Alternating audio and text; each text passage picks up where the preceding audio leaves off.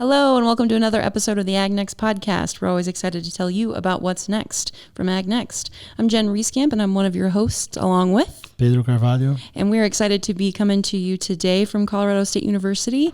Thanks for joining us for another episode. Today on the show, we have AgNext agricultural economist Dr. Nate DeLay. He's here to talk to us about a grant that AgNext received, and he's going to talk about his role in the Conservation Innovation Grant, also known as SIG. Let's get into it.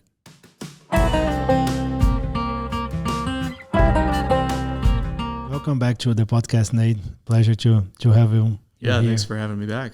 Yes. So the first question is just, can you tell us a little bit more about the Conservation Innovation Grant program that the USDA puts together?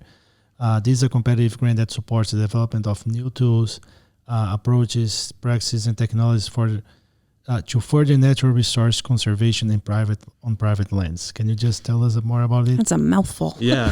That's a lot. Wow. That's a lot. So this is an initiative from USDA NRCS, that's National Natural Resource Conservation Service.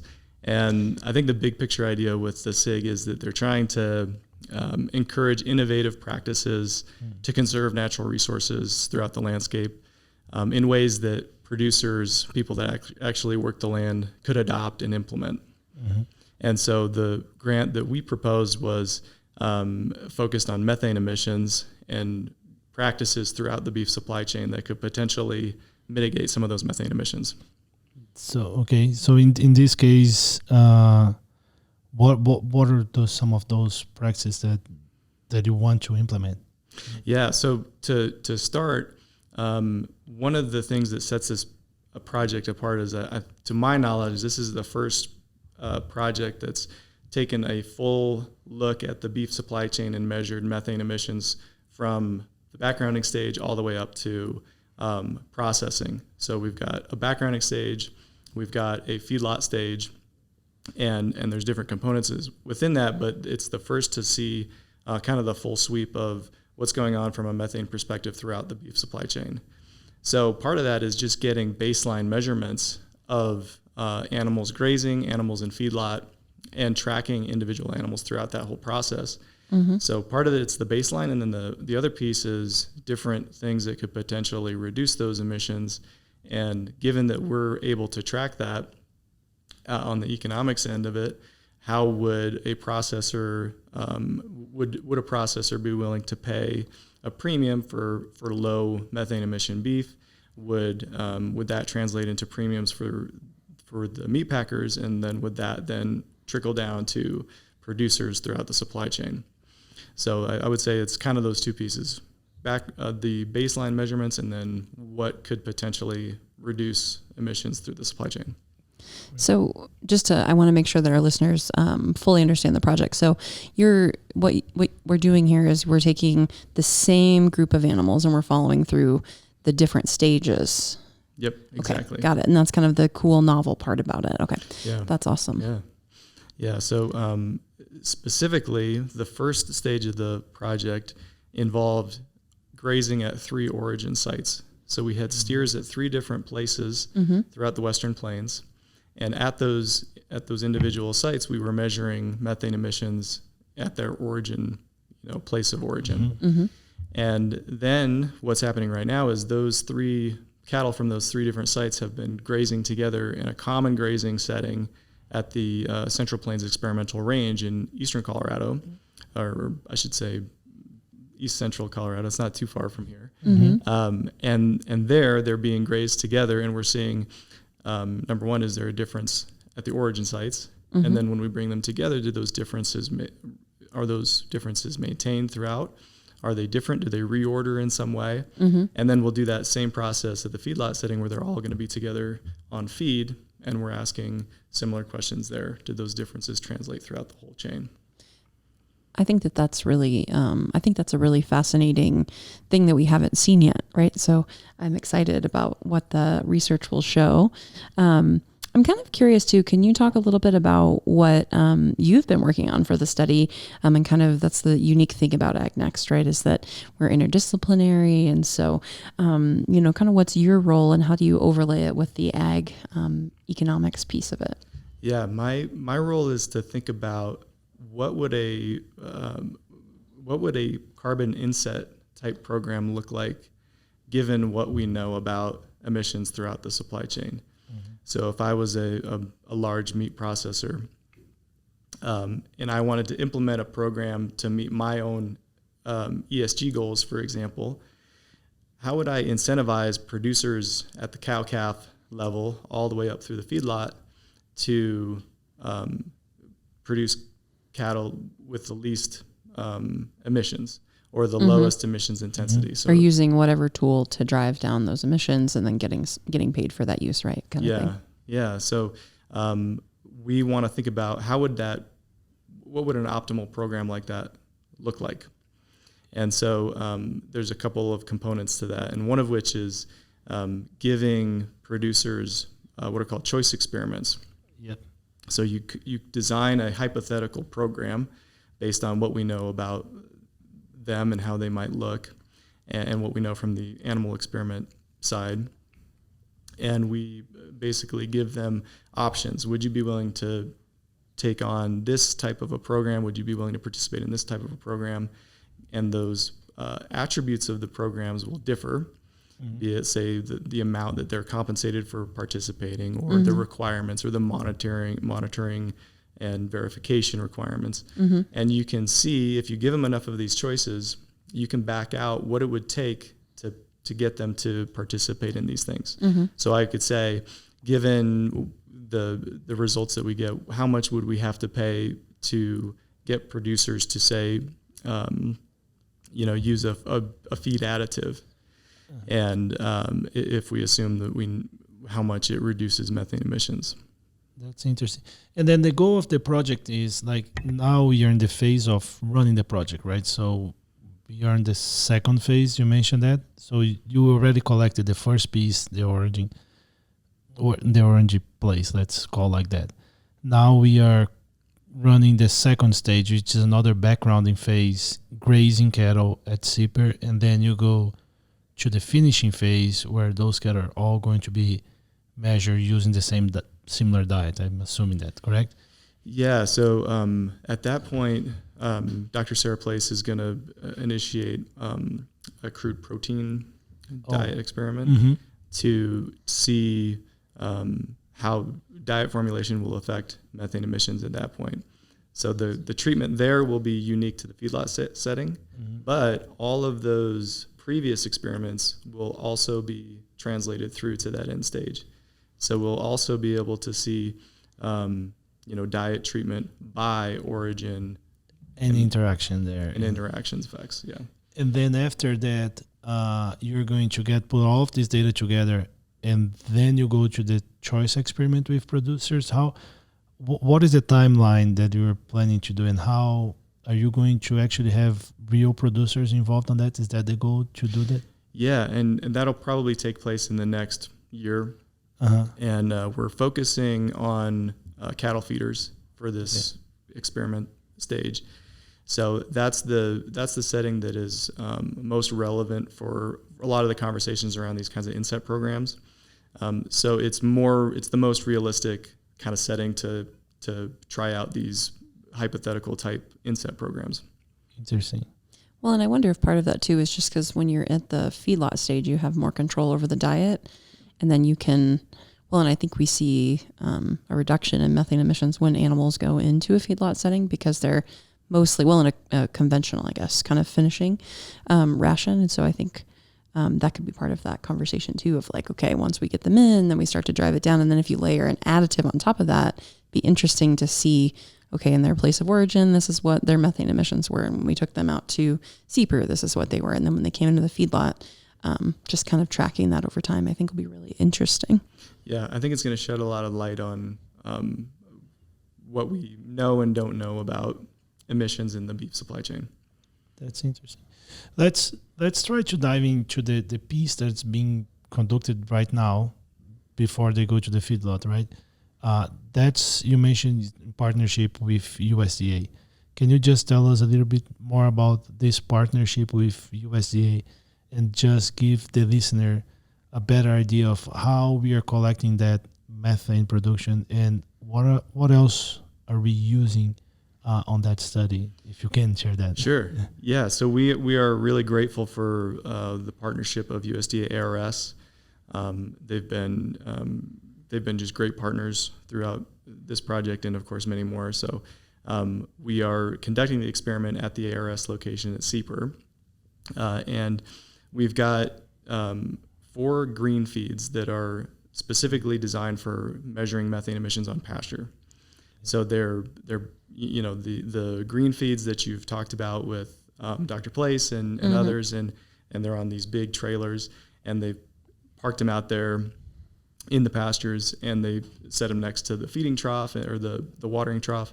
And so the idea is we're trying to get those animals to come and be measured on the green feed as much as possible, as many animals as possible. And what's happening there is there's an experiment that is using virtual fencing at CEPR that's happening right now. So we've randomly assigned cattle to a conventional grazing control group that are collared with those virtual fence collars so that we can see where they're moving and basically sort of a monitoring approach.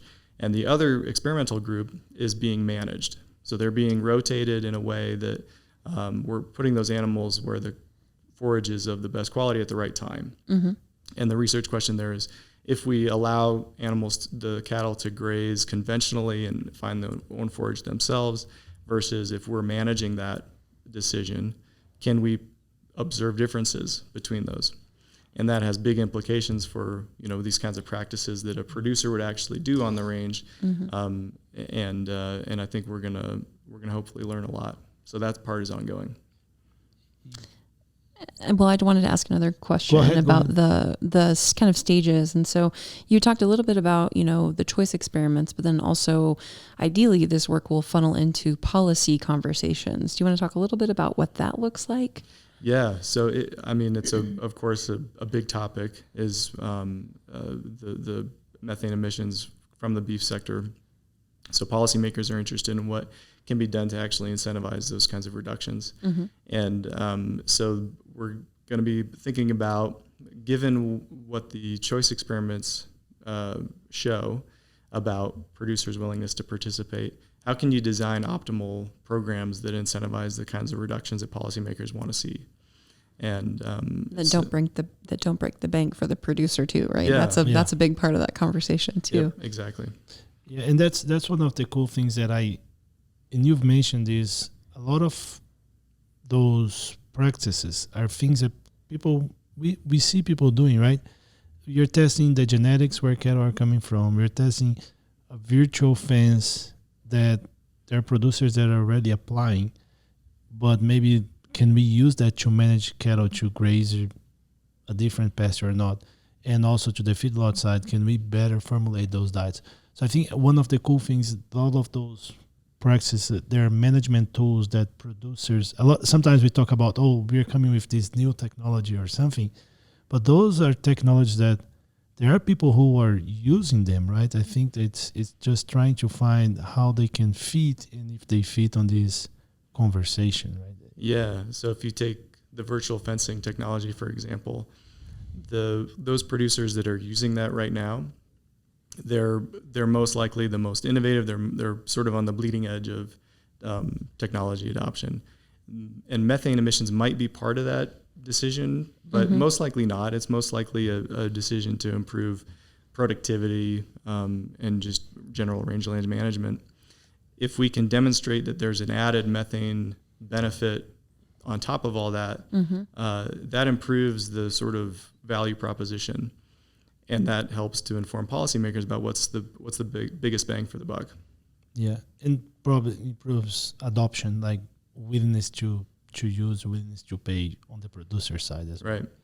Right. I'm just curious, are you doing anything after that? After the animal is harvested, are you going to a consumer level, or is this something that you plan to do in the future? That's a good question. Not as part of this specific grant, but there are other projects that's definitely a part of.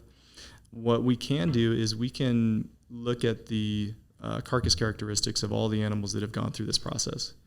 So if we know their methane footprint throughout the whole period, we can tie that back to what they're actually yielding from a meat processing perspective, which has consumer implications, right? What is, if there's a, if the lowest methane intensity beef comes with a quality trade-off, for example, if it's a yield grade, if there's a yield grade hit to low methane intensity beef, that's important to know for consumer, for meat processors, from this whole methane inset program perspective. Because again, if the idea is to create optimal programs that incentivize those sort of reductions, we need to know what the trade-offs are. Yeah, and I think even another one could be to, you talked a little bit about the quality, right? But what about quantity, right? Because that's another piece of sustainability is like bigger, faster, right? And I know some folks don't always like that answer, but if we can work to build efficiency, that is also a really positive benefit, right? So, yeah, that's an interesting point too. Yeah, I think, Jared, do you have anything? I'm curious to ask Nate about this, how much data this is going to support. Yeah, that's actually the question I was going to ask. So go for it. That's perfect. So this project will, the whole team is collecting a lot of data, right? So there's grazing data in 2 different locations, cattle from different places. Cattle are coming to the feedlot, going to be finished, collect a lot of data. How will these findings continue to be impactful for the whole team, like the whole AgNext team and throughout the rest of this study? What are the outcomes that you see that we can take out from this study and share that? I would imagine that some grad students are going to be real busy digging through all the data to start. Yeah, this will be, I think, very impactful for what we know about emissions. The initial results that I've seen is there's a lot of variability, both within a herd, but also the same animal could generate wildly different emissions from day to day or from period of time within the same day. So I think it just adds to the body of knowledge around the methane picture in the beef supply chain. There's still a lot left to discover in the methane space for sure.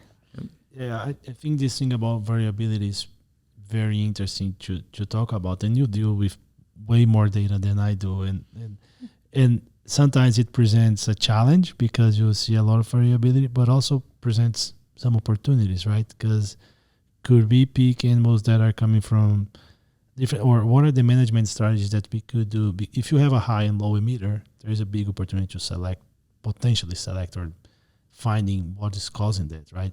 Yeah. Is it a genetic component? Is it a locational component? Like we have these animals grazing together at Seeper right now. Some of those animals came, from our Rouse Ranch, not too far away. Some of them are coming all the way from Nebraska. Yeah. And so questions like, does distance from origin matter from a methane perspective? Because when you think about where cattle are moving and where their concentrated feeding operations are located versus the cow-calf producers supplying them, this could potentially scratch the surface of those questions. That's pretty cool. Well, Nate, is there anything else about the SIG grant that you would want to share with us that we didn't ask you about?